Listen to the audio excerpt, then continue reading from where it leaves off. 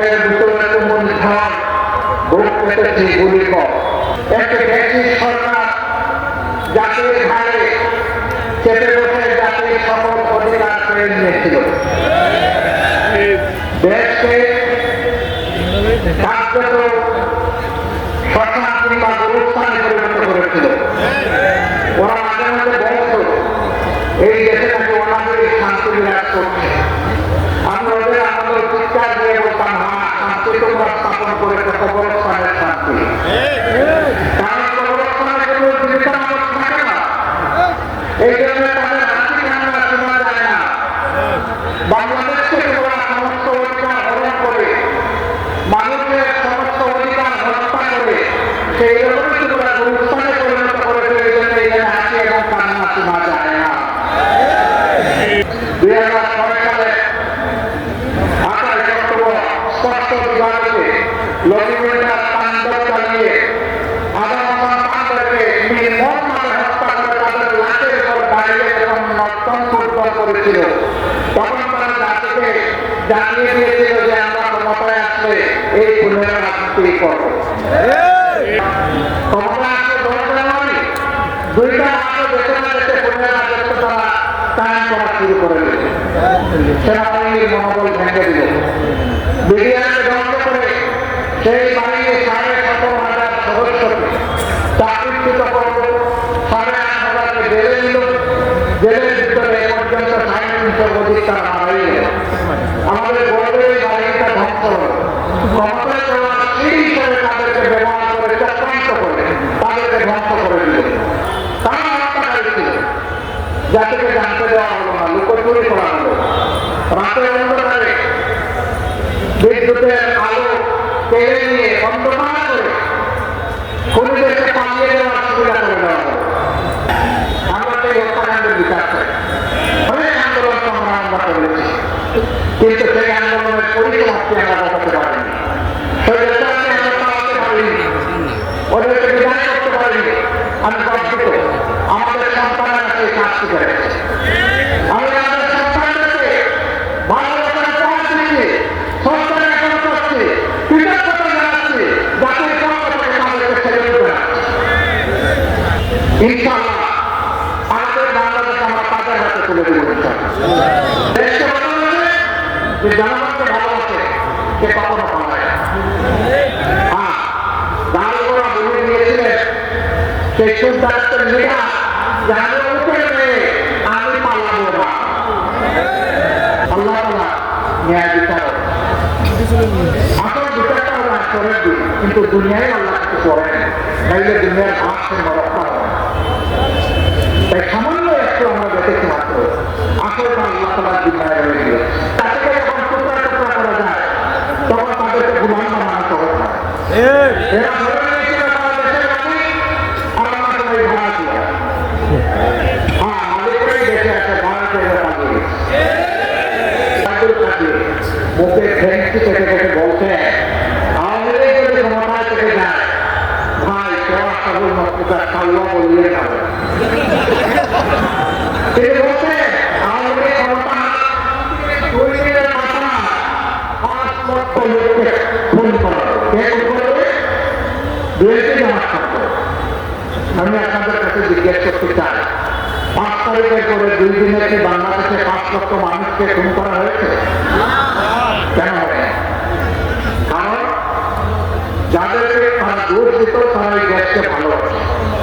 তাদের কোনো দিদির বাড়ি নাই, তাদের কোনো মাসির বাড়ি নাই, তাদের কোনো স্বামীর বাড়ি নাই। এই দেশই আমাদের প্রিয় বাংলাদেশ। এই দেশ নিয়ে আমরা আল্লাহ তাআলা এখানে পয়দা করেছেন, গর্বের সাথে এই দেশ নিয়ে আপনারা শান্তিতে থাকুন, আমরা চাই। আমাদেরকে আপনারা শান্তিতে থাকতে দিন। আপনাদের কাজগুলো কি পাঠাবে আমরা বিশ্বাস করি না, আমাদের কাজগুলো একুরে শেখানোর চেষ্টা করবেন না।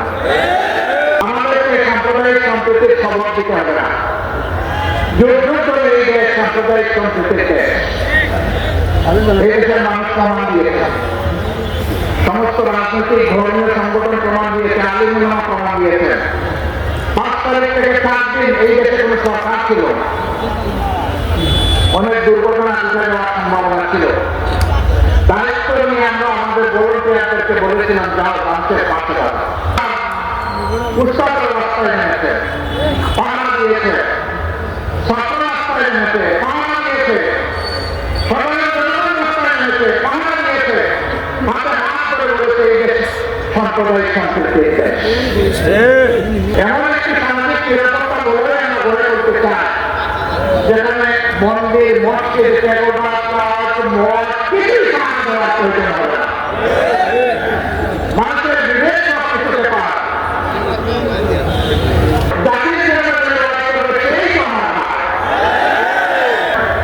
আন্দোলনের পর থেকে লেখা ছিল আমাদের সন্তানেরা, আর আমার যুদ্ধ বন্ধুরা সকলেই বলেছিল আমরা আছি তোমাদের।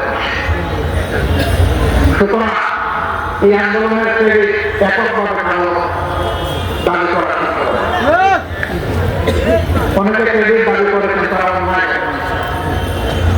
এই ক্রেডিট 18 বছর মূল ক্রেডিট আল্লাহকে ধন্যবাদ করা, নিজেই পরিবর্তন এনে দিয়েছিলাম। আমরা চাই ঘুষ, দুর্নীতি এবং সাধারণ মুক্ত একটা বাংলাদেশ। বলবে আপনারা পারবেন তার প্রমাণ কি? দুটো প্রমাণ। 2001 থেকে 6 সাল প্রিয় সংগঠনের 2 জন শীর্ষ দায়িত্বশীল নেতা 3টা মন্ত্রণালয়ে তারা জাতিকে সেবা দিয়েছেন। আল্লাহ মেহরবান, তাদের কোন নির্দিষ্ট দুশ্মন সেই 2 মন্ত্রণালয়ের পাশের দায়িত্ব পালনকালীন সময়ে কোন দুর্নীতি আবিষ্কার করতে পারে না। 2 নম্বর প্রমাণ, এত যন্ত্রণা, এত কষ্ট বুকে চেপে নিয়ে যেখানে আমাদের শীর্ষ 11 জন নেতাকে খুন করা হয়,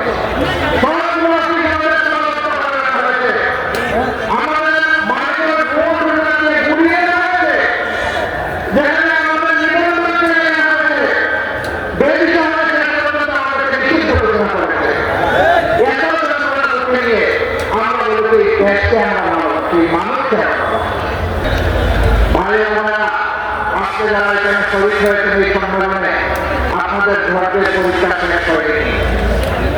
প্রিয় আমাদের করতে হবে, বেশি ধৈর্যের জন্য আপনাদেরকে প্রস্তুত হতে হবে। আপনারা কি পারবে? আমরা জাতিকে কথা দিচ্ছি, আমাদের এই ভাই বোনদের এই হাতগুলো সত্যি আল্লাহকে সাক্ষী রেখে আমরা হাত তুলেছি।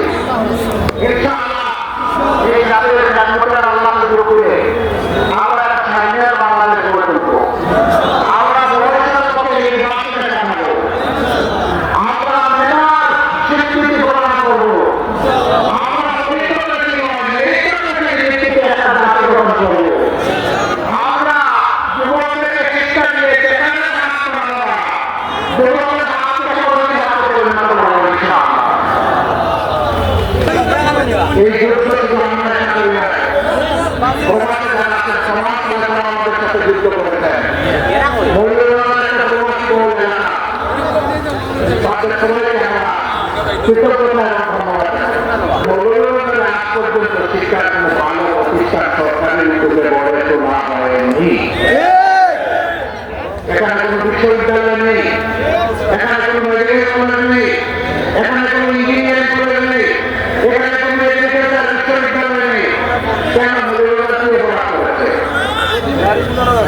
এই দেশের ক্ষেত্রে কি মৌলবাদের কোনো অবদান নেই? উন্নয়নের কোনো অবদান নেই? এই মৌলবাদের একজন কৃষি সন্তান যিনি একজন ছোট অর্থনীতিবিদ এবং অর্থমন্ত্রী ছিলেন, সারা দেশকে তিনি সমান করে রেখেছেন। হয়তোবা নিজের এলাকার দিকে তিনি মনে করছেন যে আমি যদি কিছু করি মানুষ বলবে যে সব আমার এলাকায় নিয়ে গেছি গোপাল চন্দ্রের মতো। তাদের সত্যাচার তিনি যা করেছেন করেছেন, আমাদেরকে রাস্তা দেখিয়েছেন। বর্তমান সরকারের কাছে আমাদের দাবি, আপনারা যদি এর থেকে আর একটু গুরুত্বপূর্ণ শিক্ষা প্রতিষ্ঠানের সিদ্ধান্ত নেন, সেটা যেন মৌলবাদকে দিয়ে শুরু হয়। কমপক্ষে একটা দিয়ে শুরু করে, একটা মেডিকেল কলেজে, অথবা একটা ইউনিভার্সিটিতে, অথবা একটা ইঞ্জিনিয়ারিং কলেজে, অথবা একটা এগ্রিকালচার ইউনিভার্সিটিতে একটা দিয়ে শুরু করে। বাকিটা পরবর্তী নির্বাচিত সরকারের যে করবে তখন আমরা দাবি জানাবো। আল্লাহ যদি আমাদেরকে এখন প্রতিযোগিতা দেয় ইনশাআল্লাহ, আমি তো দাবি জানাই না, আমাদের কাছে দাবি জানানো লাগবে না। আর যদি অন্যান্য ঘটনা শুধু